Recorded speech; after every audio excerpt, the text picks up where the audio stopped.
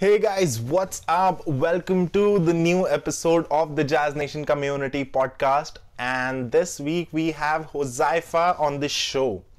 Hozaifa is one of India's leading trainer for music production, and he has trained more than 1,000 students who are actually working as full-time music producers, sound engineers, and sound designers. So if you're someone who actually wants to learn music professionally, you can contact Hozaifa. The links are in the description below. So Hozaifa started out as a DJ, and now it's been more than 7 to 8 years that he has been training students for music production. He is a certified trainer by various brands like Ableton and Avid Pro Tools. So yeah, without further ado, let's call Hozaifa on the show.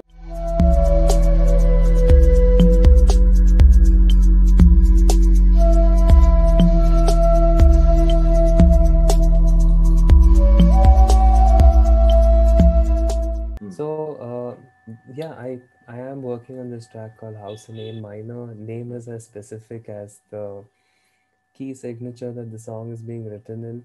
And I wanted to be very obvious what style of music I'm producing in this case, because the music that I make is contemporary electronic music. Yeah. I have another track called Morphed, which was released around 2 years back in collaboration with Diversion Ahead, Aditya Malve, who's a drum and bass producer. Okay. And if you hear the track, you'll again hear no specific style, but just, you know, music aesthetics driven in with electronic sounds and then led Is it through danceable? with, It's a dance track? artistic creativity. No, it's listenable. Gotcha. Morphed being the first track, and then Pigments, which is also my second track, are both listenable. House and A minor might just get you to move shoulder to shoulder because there is the heavy, impactful kick and snare from the genre of house music. So the second track, Pigments, since I mentioned that, worthy of noting that the entire track was made using one device only, Arturia's Pigments, which is a beautiful analog synth engine combined with wavetable synthesis, and it's really powerful. I fell in love with how it sounds, so I built a track. So Morphed Kick, was snare, again, everything a is synthesized modern. on the same synthesizer. If you hear it, you kind of realize that there aren't too many drum elements to it. There isn't a snare as far as I remember, but the kick was done using a sample other than Pigments. All the elements, I mean, all the main lead elements, the musical, the harmonic, the melodic, and to some extent the rhythmic elements as well. Yeah. Yeah. Perfect. So did you start So out in a band back in like whenever you started? no, I started off behind the DJ console. Yeah. Oh, when was this? So Back in school? dreaming of decks, no man. Not in school. Too early. A little after school is where the clubbing culture for me began around my 11th grade, and quickly in the 12th I took on DJing for a couple of months. So for me, all this started purely from the love of music off the dance floor, then wanting to also do, you know, my share of experimenting with this love for music, and that's how DJing happened as the first step. Did you take a Uh, formal training for DJing from someone? it was really awesome. I got trained, you can say formally, yes, but pretty much on the job. So it was a new concept where Old you school had, style. yeah, but this wasn't a club, it was a gym. Oh, Yeah. that's so cool, So bro. this was the first gym in Pune that had a DJ behind decks, spinning. And it wasn't like an elaborate club setting. No, it was a simple functioning gym setup with the Denon 4000s is what I learned off. I think they make for such amazing practice grounds because you can make a mistake and get away, but at the same time judge how your music is being received. So yeah, it went from Is gym a totally. nice place for this sort of like, DJing thingy? Like, do people start dancing or like do they get engaged? I don't know, like how those No, times. no, that's the thing. I mean, it's just to kind of bring in the vibe. Hmm. Um, to the space, and Hmm. you'd always notice people using music in, let's say, activity spaces like gyms and stuff. So Hmm. it's just a bring in the vibe. Nobody's really paying that much attention to you, Yeah. is why it's a nice place to practice. But at the same Hmm. time, it's not completely not there also. If you, Dude, it's I not was just like, thinking about it yesterday that there are some clients who are into, my clients who have a gym and all. So I was just suggesting them, ki, hmm, dude, you should keep a control on your music. You should not be hmm. playing like this yo-yo honey sing sort of music because it fucks with your head when you are actually exercising and. So But like you'll yeah. be surprised to also find how many members like that. And so sort of the gym is not a space where you can go and be like, no, I'm going to play techno for 4 hours. You'll have a dumbbell like slide over you if that's the case. You would have to be open enough to allowing for, yeah, we used to have people come and go who'd have different requests, but yeah, at that time you're supposed to do what a DJ is supposed to do in that environment. Mm. And when no one's telling you anything, sure, play all the house you want. So the days I played was World Hold On and uh, Eric Prydz and David Guetta and Bob Sinclair and Uvis LaRock. Oh my God, these. So it was the time when house music was at its um, let's say infancy in India, Mm. and yeah, so it was This still was working. 2012, 2012, No, 20. this was no. This was 2007 maybe Mm. around, yeah, around that time. 2005, 2007. I think it was around then. Eric Pritz did a tour as well around that time. Did India he tour. India? No, I think the only time he's played in India has been Supersonic, which was very recently, 2016, 2018. That was 18. 18. Mm. No, 17, 18. Yeah, somewhere around then. Sorry, not sure about when exactly, but Mm. one of those years. And it's a spectacle to watch him. I mean, the Yeah, crew dude, at his Submerge, visuals and everything is so next level, bro. I'm like, it was like going to a sermon. If I mm. have to say that, it was like going to a sermon. It was amazing. In every sense of the term, it was amazing. You had amazing sound, amazing visuals. And what was really exciting for me then was that still, you know, being, I wouldn't say new, but relatively kind of still learning stuff about audio engineering and things. I saw how engaged Eric Pritz's engineer was. Although he was managing just a DJ mix being fed to the PA system, Mm. he looked like if at any point during the 1.5 hour show you looked at the engineer front of house, he looked like he was mixing Pink Floyd.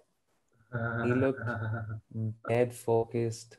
He was constantly doing his part to kind of manage levels and just uh, the frequency spread across the venue. It was amazing to hear, watch, listen, and just be there. Yeah. So I started with DJing. That's where, yeah, not a musician, and hence, when I write music, it's got to be specifically titled, I feel, so that the audience also knows what to expect from the track, because I I know what haven't you yet mean. locked myself into making one genre, and that's very important for me as an educator, Mm. because the second I start chasing a genre, as much as I'd love to get into and make a specific style, I Mm. don't want to necessarily grind my gears in one direction, because I'm still teaching others. And when you teach others, it's best to present as many ideas, styles, production techniques so that they can adapt it, hopefully take their influences and still be original. So, True, but yeah. then if you do like a specific genre, you like year by year you get to you discover the nuances, the subtle nuances of So that. that's what being a producer, making Hmm. music in a specific genre is a little bit of a selfish act, Hmm. because then you're trying to grow as a producer. For me, I'm very You're an careful edit. of Hmm. that am I a producer? Because once I get into and I know myself for that matter. Once I get into something, I am seeing it through. And if I decide to do that, it'll be more of a selfish act at this point, I feel. Hmm. Because then all my teaching, all my students, all my trainings, everything will be driven towards my interest. Hmm. Whereas, no, I want to take you on as a musician or an aspiring producer, like how I was at some point, Hmm. Hmm. and break down technology, break down the engineering and production aspects so that you can adapt it, use Yeah. your influences, produce the genres or styles you like, but also stay original and creative. Let's let's always remember and never forget that it's music. It should be creative and, Hmm. you know, leading students on very early into thinking formulaically about structure, about sounds, about the elements, etc., might also lead them into sort of, the bottleneck of what we specify as genres. It's good Hmm. for an artist branding. It's Hmm. good, to, like you said, evolve and learn the nuances of a specific style over the years. But again, that'll be me thinking as a producer, which will Hmm. come in a few years, Hmm. which When will did come. this But switch until happen then, for you, like from DJing to like being an educator now? How and when did oh, this happen? well, that's a long haul because I DJ'd in my 12th. I took on audio engineering 4 years later. I Hmm. pursued graduation alongside. I was doing a diploma in public relations and corporate communication. I was working 3 years alongside my grad. Hmm. So I was primed to do an MBA and, kind How of did that work follow out for you? the treaded path. I didn't do it, no. No, you did not complete it, or you did not start it in So the first place? I took a year's break. Ah. No, I didn't start in the first place. Post grad, I took a year's break, continued working only to kind of decide whether the MBA will be something that I take on, or if I want to pursue now this growing and nudging interest of the years of learning music and getting involved. So I had to make a tough decision, but it was amazing. It opened like a whole world of um, possibilities, um, exploration, both on a personal front and, Hmm. in the aspiration of now becoming an audio engineer, producer, Yeah. and doing something worthwhile in the realm of sound. So I knew it was an uphill battle and it's kept me busy for 10 years, but it's a really really rewarding process. Yeah. Yeah, it's beautiful, dude. Yeah, I was actually listening to this podcast yesterday by Joe Rogan, and Andrew Schulz was there. He's a stand-up comedian, Andrew Schulz. So they were talking about Mm-hmm. this guy Andrew. He's a crowd work comedian. Like he talks to people. Like he doesn't have like proper jokes, but he does crowd work. Really nice artist. So he was telling he had started like building up his studio some year and a half back. So people used to ask Mm-hmm. him, why are you spending so much money on your studio, dude? Why don't you just go Mm-hmm. out on stage and do your thing? So he did not. Right. He said, dude, uh, I don't care. I love this thing. I want to be in the studio. I want to like do the studio sort of stuff like Jimmy Fallon does, and guys like these late night shows. But like as a Right. solo artist, he doesn't want to call guests and all. He wants to do like a Twitter trending thing, but he wants to talk about it in the studio. So he Mm-hmm. said like when the COVID happened and all of these Jimmy Fallons Mm-hmm. and all of these late night guys, they moved to their bedrooms and it used to look so shitty. That's what I thought. Mm-hmm. Ki, haan, dude, my studio actually worked out nicely. I'm like, dude, yeah. And he said, how I go about stuff is, what I really love to do I will eventually find Mm-hmm. out the way to monetize it. Maybe in a year, maybe in like a couple of years, but I'll be able to figure out how to monetize this thing, be it a studio, be it comedy, be it whatever. And that's a really nice way to actually go about stuff Right. and live it. So yeah, how did you like decide that you want to do this Ableton certification course? Like a couple of my friends also did it. Ariman, if you might know him, Ariman Agarwal, Oh yes, of course. Punish, Ariman, Punish, Punish. yes. Punish actually Yes. used to be my teacher, dude, back in like when, yeah, he taught me Ableton. Where at ILM? ILM, yes. Right. Okay. Yes, so Bunish, Aryaman, we all got certified at the same time. Yeah. I didn't, it wasn't something that I planned for, but more of an opportunity and Hmm. something that I could only try Hmm. and rise to the occasion for, so to say, because of the way the whole Ableton certification system works. I'm also Avid Pro Tools certified, and that's a whole different system wherein you actually apply to become a trader. You attend a training, you are trained, and you give an exam. So Hmm. that's the structure of acquiring, I think, most certifications. But with Ableton, it's different. Hmm. With Ableton, they you aren't taught anything, but you're assessed, and on many levels. What did they ask Your you? Like, really? Like what? so I'm not at liberty to share No, like, details about the process, of but I course, of would say course. at large, your assessment is based on your knowledge of audio, Hmm. your teaching skills, your production skills, your push to and software Ableton Live skills, of course, that's the Hmm. product skills, Yeah. or what you're going to use for your teaching, and also Max for Life to a certain extent as an add-on. Hmm. So it's not like you have to shift gear and do something out of the box. You can be an artist who's teaching, you can be somebody who's anyways teaching. It's a plus, and in some cases you could be aspiring to teach, but you are a specialist at using live. So there's many kind of applications that's then looked at, and you know I tried being certified after almost having 3 years of active training. Hmm. So I was anyways responsible for introducing Ableton Live as part of the curriculum at the institute where I taught previously, CMEDU Pune, Hmm. and then went on to becoming a Ableton certified trainer and established India's first Ableton certified training center, which is still in Pune. It's CMEDU itself. Hmm. And I still teach there on a visiting basis, just that 2020 onwards, I have moved to doing things independently. So I still teach Hmm. weekends, daily, um, online during the lockdown and now, but also as visiting faculty still with CMedio, with AudioNub Academy, Hmm. and yeah, looking to tie up more kind of partnerships in the coming year now that things are opening up again. Do you And collaborate as an artist as well? As a music I think producer? I collaborate more like a teacher, which Yeah. is like, you have an institution, you have a curriculum, Hmm. you need somebody to come teach, and I can kind of come and teach a vast array of topics. And having had the experience, I can help kind of fine tune the curriculum also. Do I collaborate in terms of music production?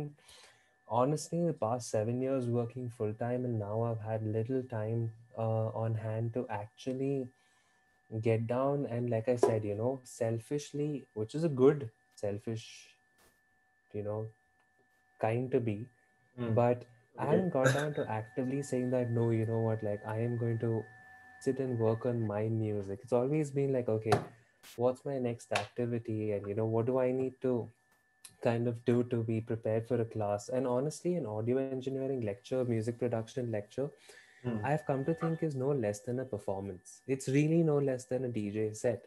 Except for that, the DJ is mixing tunes, here you're mixing thoughts, EQing your channels internally to lead to good streamlined know-how about music audio production. Hmm. And so it does take a lot of preparation, a lot of time, a lot of studying, which has happened over the years. And now that I feel that, okay, I'm at this place where I feel satisfied Hmm. for once, so to say, with everything I've acquired and done as a teacher. So that's something that's coming to become second nature now. And Hmm. hence, since I find more free time, I'm switching to also producing more music, which is Hmm. how we have now the third track, House in A minor in the works.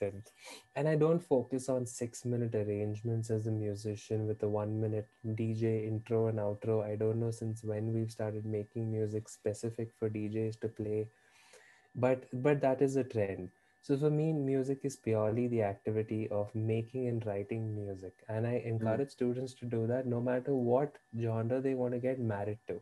Because Hmm. genres in today's era is like a marriage.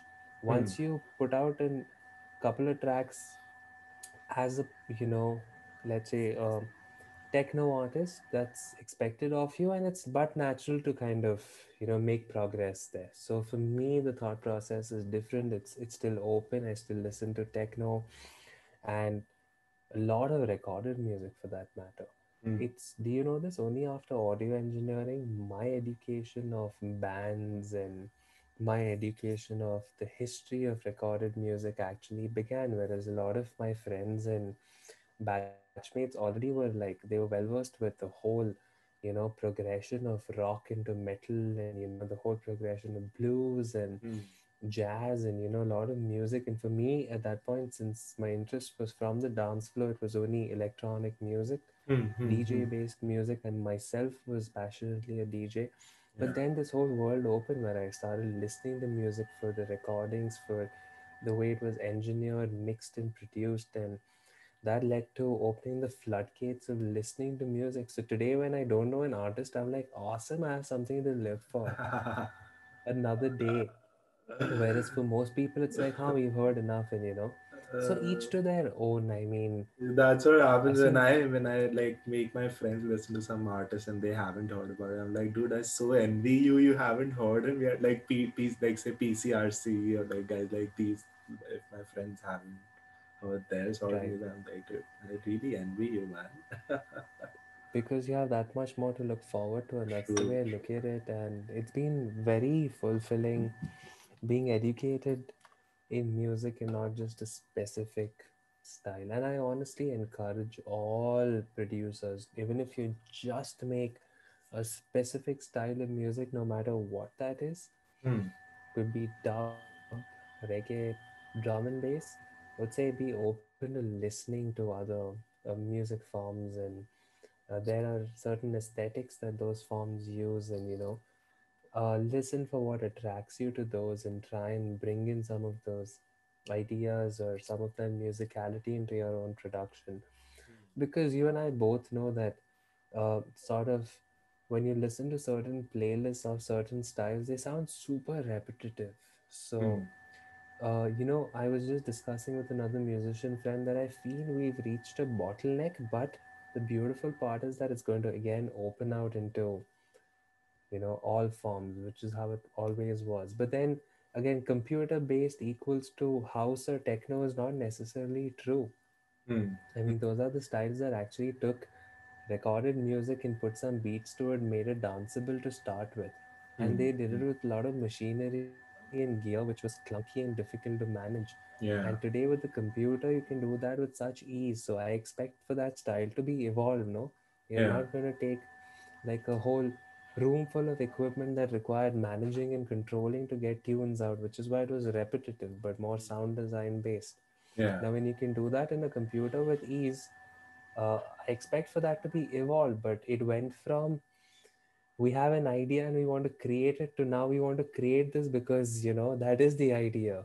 And I'm like, no, that is Yeah. that Yeah. is someone's idea. Yes, it has an appeal, but you have so many artists across even the same genres we're discussing, the more popular realms of genres, wherein they have come and made a mark by doing something unique.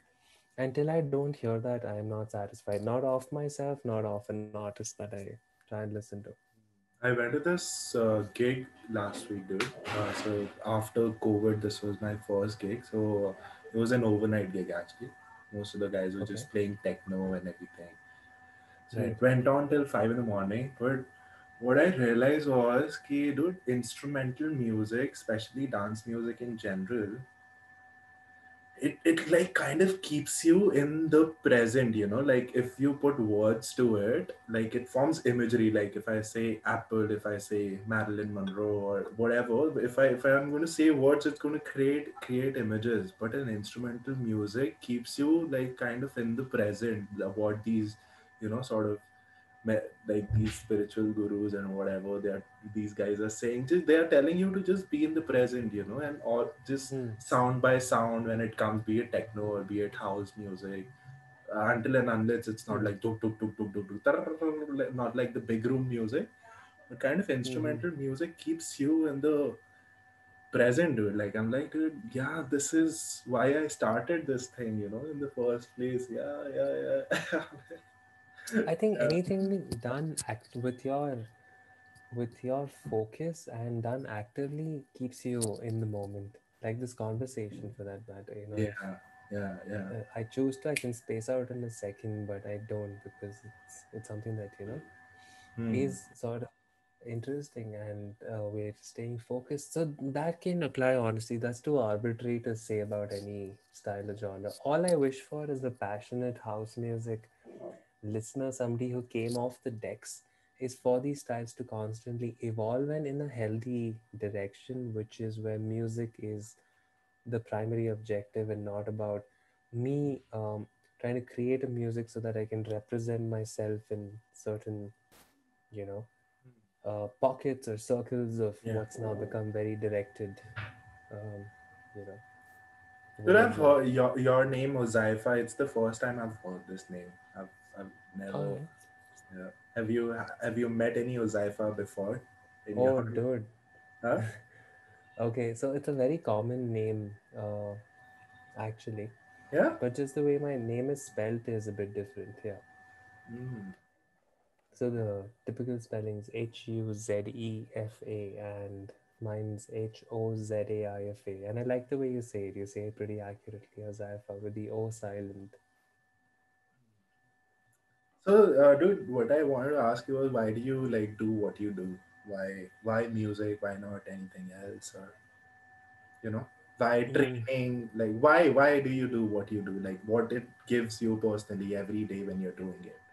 What's the It reason gives me a behind it? chance to learn, gives me a chance to grow, Mhm. gives me a chance to stay engaged, Mhm. um, and give back.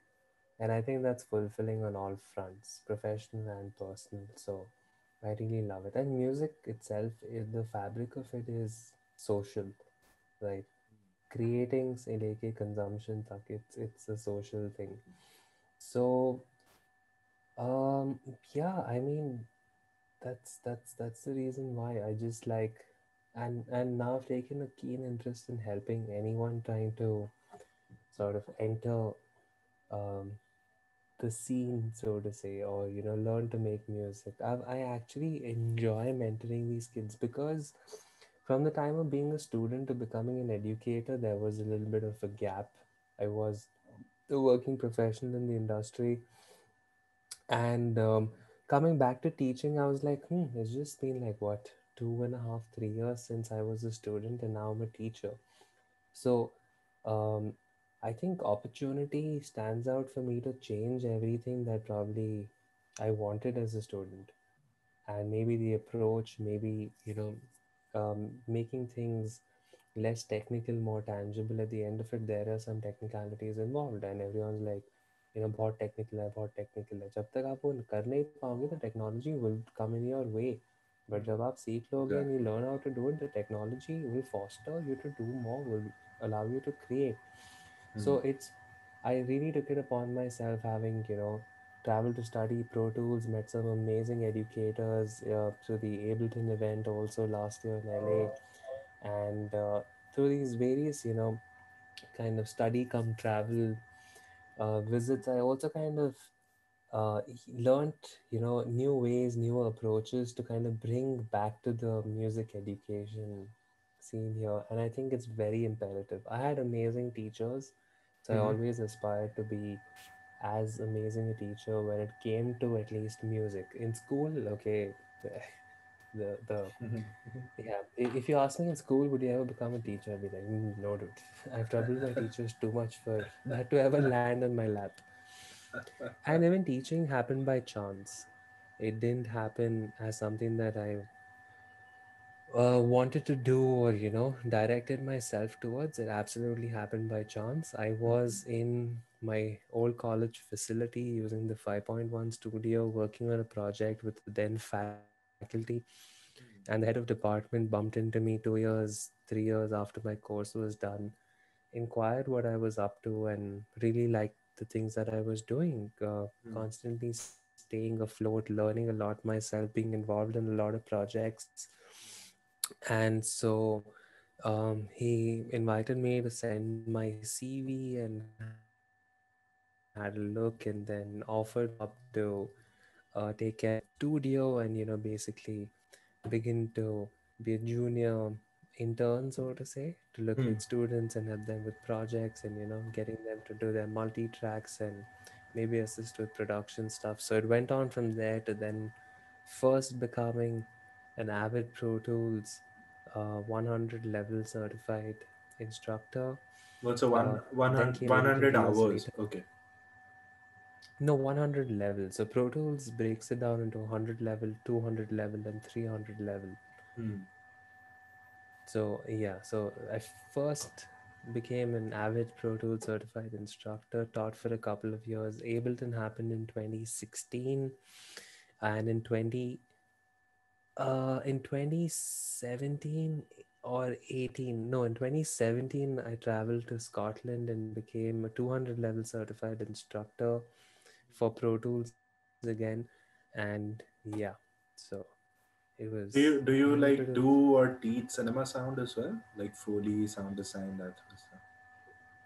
that was the whole point of doing 200 level, that we could incorporate post production workflow, because Pro Tools 200 level is it breaks into either music or post. Hmm. So I wanted to take up post production, and the whole point was to facilitate 5.1 surround sound mixing and immersive audio, but we never really took off with those courses. So when it comes to 200 level, I have just learned what I needed to, but I haven't really practiced any of it. And so I decided it's okay. It's okay to be a little overqualified, but teach just the 100 levels, which is again the initiation phase for students. Teach Ableton, and now it was a very conscious decision again to keep things in the direction of music. So now it's down to doing most of what I do on Ableton, Hmm. and yeah, everything's directed towards music. So there have been a lot of shifts. When I got out of college, first I wanted to get into live sound, and I did. Day one out of audio engineering, I was on the field learning live sound. I did that for a year, continued working for venues and gigs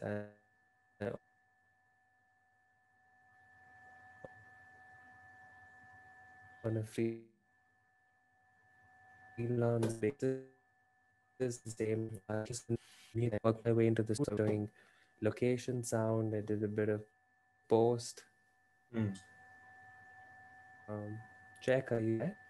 Yeah, yeah, I can hear you. There's a little lag, but Right, and did a yeah. bit of post, and that's how I landed in this. Hmm.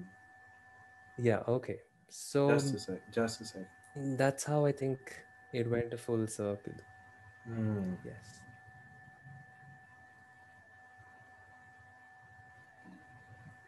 And I did honestly know that I would Hmm. have this ability to idea students this well. And since it happened, I'm like, good for the students, Hmm. good for me, because I want to continue learning. So it's not like my learning's ended just because I have the tag of a teacher now. In fact, through the 7 years of teaching, I was more of a student Yeah, I know teaching what full you time, mean. because I Hmm. Hmm. was constantly at it, constantly. In fact, I got told a lot that you seem to be very, super ultra hyper focused on just the one task, which is to learn and teach. And I'm like, why not? Isn't teaching a full time, thing? And I need Hmm. to think and rethink those thoughts and assess that rethinking to make sure that it's not biased. It's truly Because at the end of the day, uh, you have to like justify yourself, why you're doing what you're doing. yeah, I mean, but you need to sort of have your own checkpoints, your own checklist, if Hmm. if you choose to. Otherwise, Yeah. you will. you'll drive up another, sort of a following and a sort of a, you know, opinionated Hmm. bunch of students. And I don't want them to have my opinion. I want them to have objective thought, not my subjectivity. So I I have to know what keep you mean. certain things, yeah, in check. But that's part Hmm. of it. So, like, if a person wants to start out as a music producer, what would you like as an educator? What would you suggest to them? Should they go for like a formal training, or should they start learning it themselves? If I'm just saying, ki, if there's like a guy from Yeah, say like a small town, tier two city, doesn't earn much, or father doesn't earn right. much, but wants to be like a music producer, can just afford a laptop and a headphone. How should they start out? Should they save money for Totally. I education? mean, that could be anybody, honestly, because you only want to invest in gear once you're sure. Hmm. So that could be anybody who's even testing out their interest in the field. And I would say that yes, use the resources available to you. Hmm. We didn't have YouTube when we started out. It's an Yeah. amazing place to at least begin to look at and understand how music's made. Hmm. Even if you understand, let's say, 5 or 10% out of the 100 hours you watch, Hmm. you at least have some uh, kind of haphazard footing into what you're going to eventually learn. Hmm. A lot can come out of that as well if you put it to practice. Yeah. And then I think what I've seen now, the trend is that only after practicing for a couple of years and, maxing out in self learning is when students really come to me or go to an institution Hmm. to kind of streamline all the information, streamline the workflow, which is super important.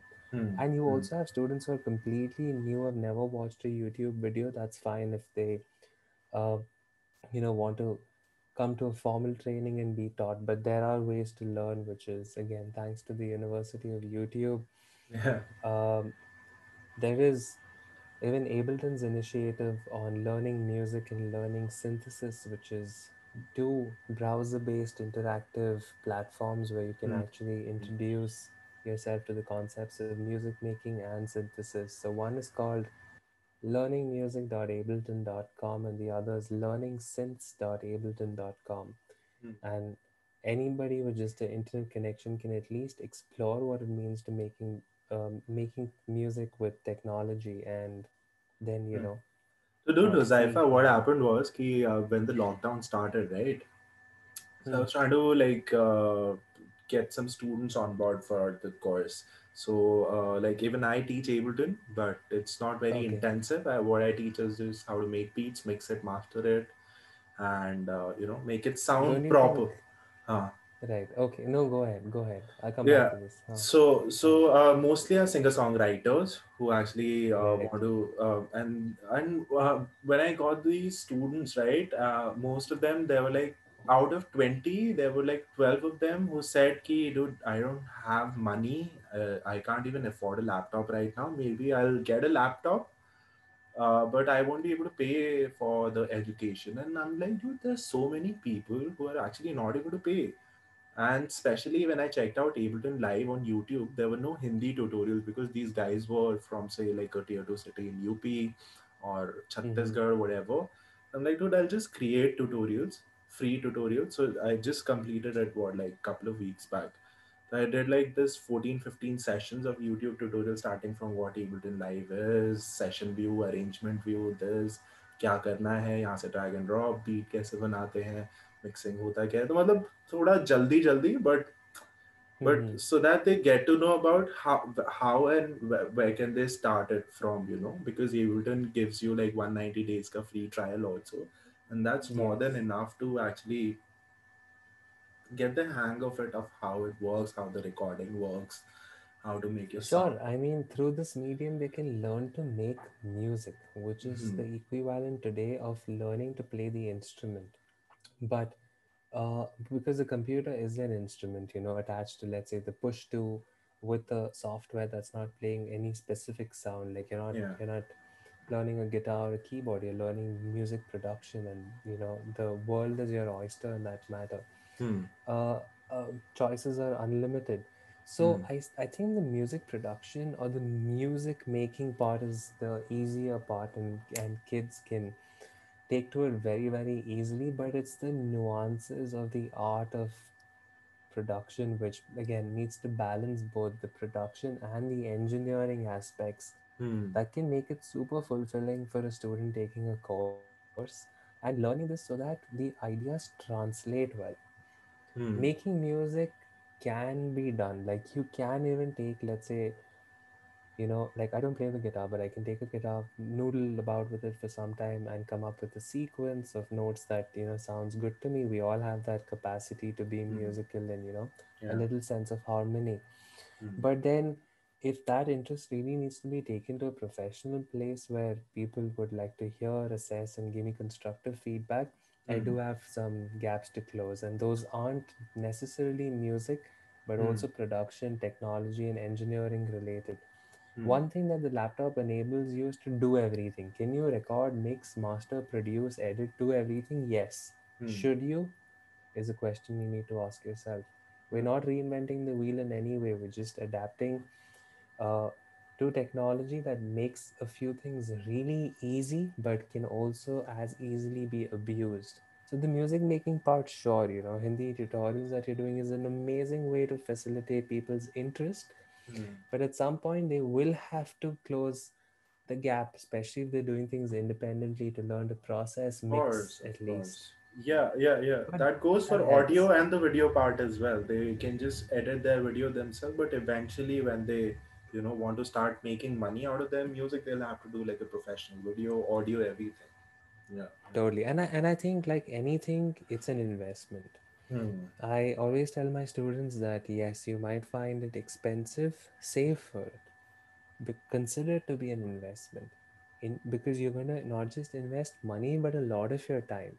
So Hmm. yes, post a little bit of basic training or looking at YouTube. Once they get a good grasp of it, they must sort of figure ways to streamline this constructively and have methods and means for someone to even assess their work. Because if you're going to be a lone pigeon, you can make all the noise you want, Hmm. you can make all the music you want, but it'll not kind of have any method of being assessed and improved on. Yeah. And that is very important. This is how we have certain really hard hitting styles that sound completely abused in terms of the limiter slamming, um, meters in red, I am sure, distortion and limiter, anomalies becoming part of the sound.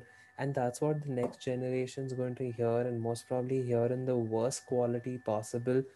That becomes food for their thought, and then they want to recreate that. And Hmm. I'm very invested in making sure that the arts, the music doesn't suffer, or at least as far as I can try and help students realize that, This please, happens mostly in the regional music, like the Bhojpuri and the no man, Himachali. even no, I've heard popular forms of music being extremely abused Mm-hmm. again. And some styles have evolved in such a way that limiters have become part of the sound. You have that harsh hitting squashing of dynamics. It's not healthy, man. It's not healthy for the music. It's not Yeah. healthy for the arts. Because you can do it, sure, you do it. But if you don't have any means of objectively assessing your work, you're in a little bit of Hmm. trouble. So that's Yeah. where the institutions, your teachers, your trusted assessors can, play a big role again, and especially helping you fine tune things as well. So, like when you tell your student that they should invest, as in it's almost like a business decision, right? You're investing, and then you are later going to start making money out of it. Is that the No, perspective? No. no, invest in learning, Hmm. not a business decision. Don't invest in gear. Don't necessarily invest in learning with me, but invest in really learning what you're doing. So, And how do there's they hundreds like of means to start do that. making money? Like, has any of your student started to make money or make like a proper business out of music? Oh, lots of them. Lots Uh, of them. I have students who formed a whole collective that now do performances, workshops. They started a label. Hmm. There's another bunch of students who've gone into production and eventually worked for labels and now are even managing some artists while they pursue their own music. Hmm. Monetizing music can come out of 100 ways, whether you want to write music for over the top platforms like Netflix and Amazon, whether you want to purely make music for the dance floor, for listening, maybe for, you know, um, let's say game and animation. There's a lot of outlets. You can be end up being a live sound engineer, a live Live performer. sound There's is so good. many Good money. Yeah, outlets. for sure. Good money. See, that's the business part of the musician, the businessman and the musician saying good money, let's do that. Hmm. So it's fair to do that, but again, as long as I think monetizing art is the primary focus, Hmm. the art suffers. As long as art is the primary focus, I think I know money what you mean. follows, Yeah, definitely. dude. You know what I Yes. feel is ki, when there used to be like anarchist rule before, artists used to be like taken care of by the kings and all, and that was all Hmm. sorted. But then when you're an artist in a capitalist society and you're a solo entrepreneur or like a solo artist, you eventually have to figure Yes. out how you're going to make money out of it. Otherwise, you won't be able to like sustain your lifestyle and sustain the art itself. Like Totally. if you won't be able to earn money like for say 2 3 years, you will stop doing like what you're doing, especially whatever that may be. And that's why it's all the more important to be very good at what you do. Not just good, but Hmm. very, very good and to the point, so that your music stands out from anybody else with the same set of equipment producing music. This Hmm. space that you look at is stuff that I do here all the time. I have Hmm. an absorber in the back, a little acoustic treatment. I know my room super well. I can get stuff done from a bedroom studio. Hmm. Yeah. Why can't you? Billie Eilish walked away with 5 Grammys last year, and this was all the music that was produced out of a bedroom. So Yeah. Her technology has brother makes allowed some that. music, no? They're collaborators, yes, Yeah. brother and Hossein both. So, and music is once again thankfully becoming collaborative, opening opportunities for people to get together, Hmm. build an audience, create a local scene, do what you do. And sure, whether it's down tempo electronica or main stage, main hour music, whatever it is, you will find an audience. Just, I mean, kind of reach out, create a local scene, get known for what you do, and that's very important as well. What do you feel It's no about the longer. guys like Badsha, guys like Yo-Yo Honey Singh who haven't been musician in their life and they're still like producing music very they're releasing music almost every month. They're not musicians, but they are still able to like But they sustain. employ musicians, no? Hmm. So maybe lyrics aren't also theirs, but they're becoming the face of it, saying that, this is my style of rap, and they've captured an audience. And it's great that they're working in a collaborative way. If you know that you don't Hmm. want to do Hmm. something or you can't, you win. I've said this before. In a world where everything is possible, no, when you say I can't do something and you recognize that there is a profession who can do it better for you, you There's a win, yeah. honestly. Hmm. So I think they're killing it, man. They're focusing on There's a maybe just their there's voice like a and nice freedom to it when you say I don't know how to like go about it properly. yeah, I don't know how to mix, but I produce music. You know how much music suffers because of this whole rut of I will produce, mix, and master? You Hmm. can do it. Technology allows it, but dude, you don't have the hearing capacity to sit through a production Hmm. and mix it and expect to be objective in a master, Hmm. session. So Yeah. find your strengths, work to those, be collaborative, kind of put yourself out there, be open, do all sorts of production work that you can. Start with making your own alarm tone, man. I have done that, woken up to it for the last 3 years, and I love it. That's so cool. Even I Do used to that, do small that. things. Yes, audio branding is catching up. Every time you turn on iPhone or iPhone rings, you have a specific ringtone. Anyone in the room doesn't need to hear the word of the product, but they know what the product is. Hmm. Because even audio branding is a big thing. Sound design is huge. There's so many aspects, but it will take time. And I would like to see people being creative rather than following their heroes and just trying to cut into circles that are already established. Don't do that, man. Create. respectful about, whatever already exists, create.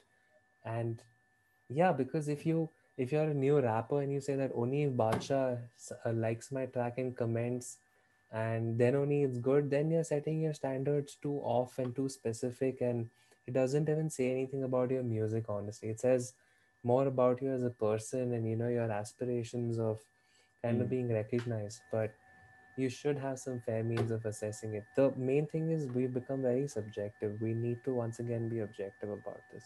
ना मेरा ना तेरा, but music Mm. का भला हो बस. That's the main thing. Mm. So what are some like common roadblocks to look out for when you're just starting out making music, or like yeah, Mm, music production or music scene in general? trying to do too much, Mm.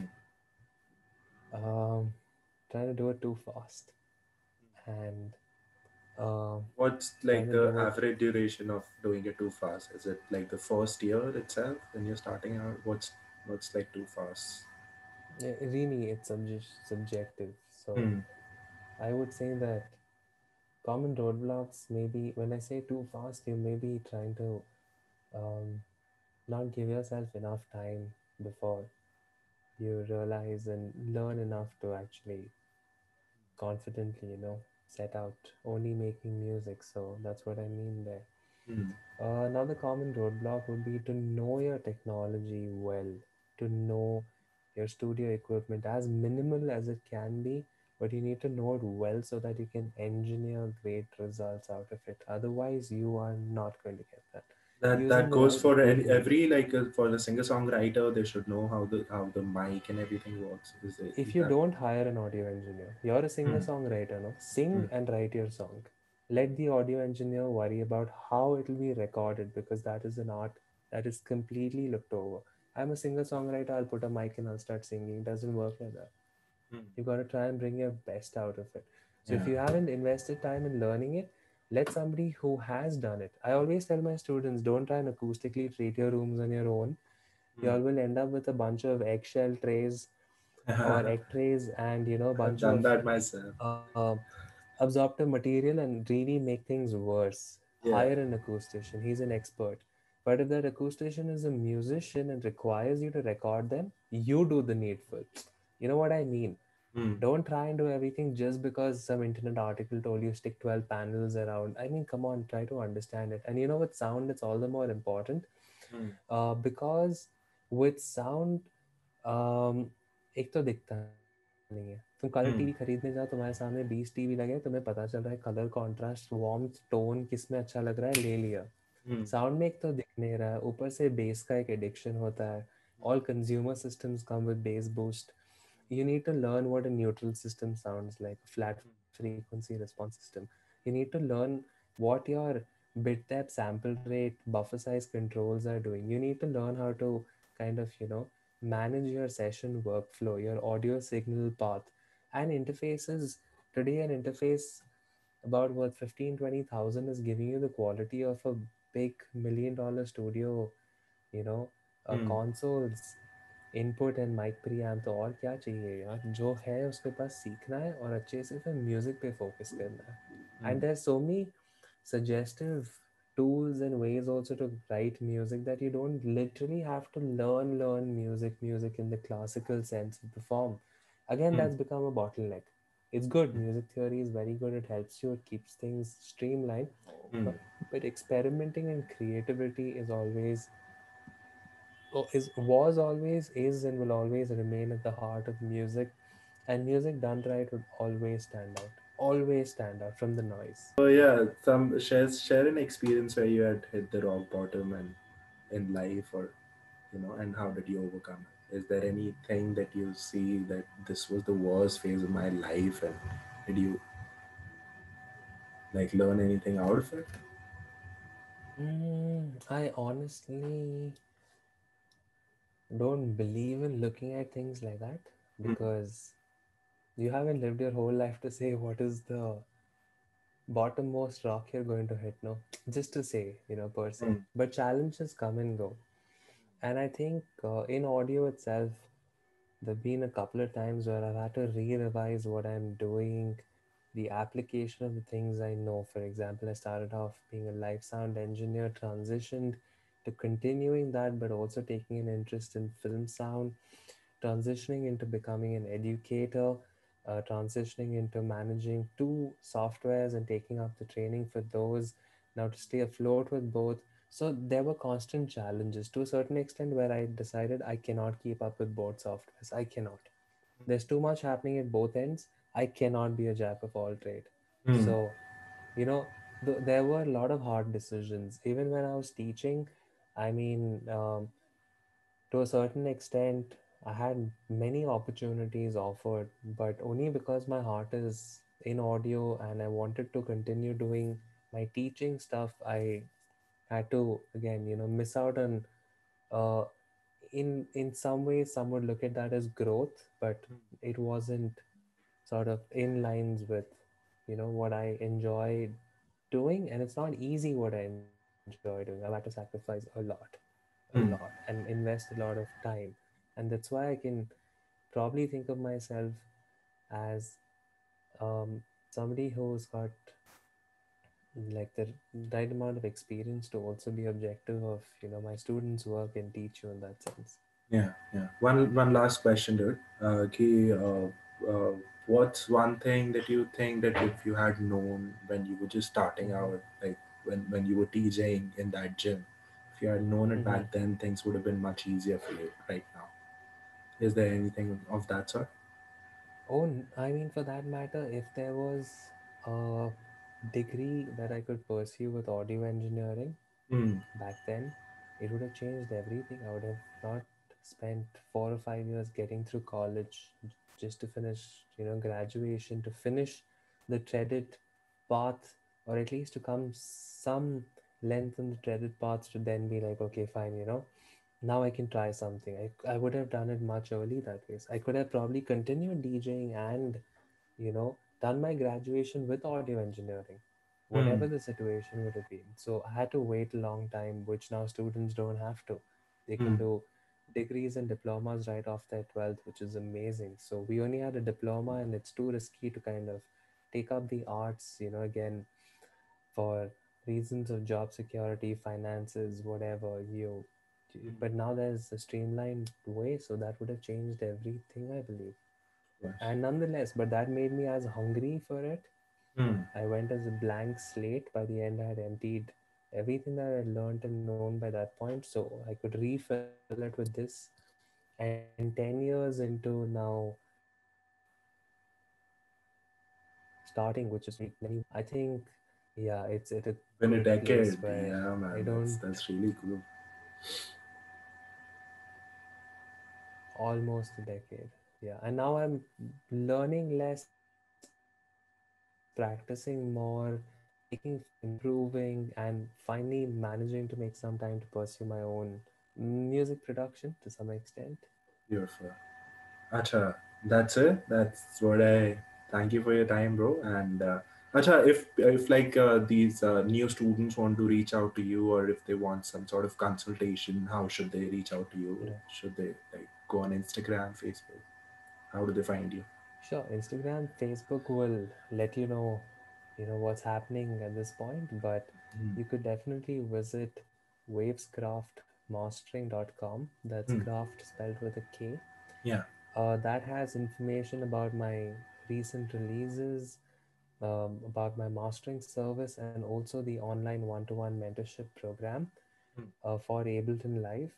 But there's also a mention that I do conduct one-to-one mixing mentorship programs online, and those are customized Specifically based on mixing. listening. Yes, Uh, specifically mixing. And those are based on listening to producers' work, assessing where they're at, taking some inputs from them as to, okay, I feel I need these working areas, but at the same time also assessing and knowing for certain that this is stuff that will help them. So I custom tailor courses that also serve in terms of mixing. Ableton Live structure, course details are on the website. And sure, you can write to me and reach out to me for anything at info@wavescraftmastering.com. I'll That's put all of where these links in the description. Sure, and that's for your mix assessment and mastering. And for your learning needs or questions, you can write to me on truepeakeducation@gmail.com. Perfect. Hozaifa, thank you for Yes. this. All Thank you for right. your time, buddy. Cheers, man. Cheers, More bro. than I'll see happy to. you.